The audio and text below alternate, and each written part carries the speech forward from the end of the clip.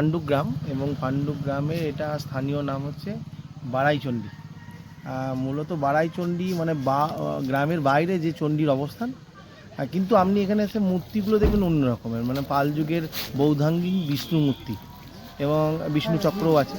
ফলে যে তখন প্রাচীনকালে যে পাল রাজাদের তৈরি বিভিন্ন স্থাপত্য ভেঙে গিয়ে এবং তাদের দৌড়ানি বা খিড়কি বিভিন্ন জায়গায় এই মূর্তিগুলো লাগানো থাকতো।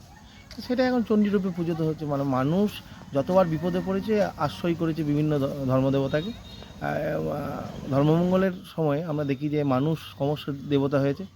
যেমনি আপনি যদি দেখেন ধর্মের নাম কালু রায়, মেঘ রায়, সব মানুষের নাম। বিভিন্ন রকম শিব মন্দির তৈরি হয়েছে, হংসেশ্বর, পরমেশ্বর।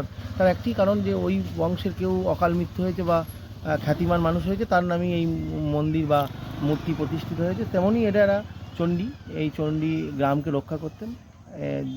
দেবী বাড়াই চণ্ডী, মানে বেদ দিয়ে গ্রামকে রক্ষা করতেন। এই হচ্ছে এখানকার ইতিহাস।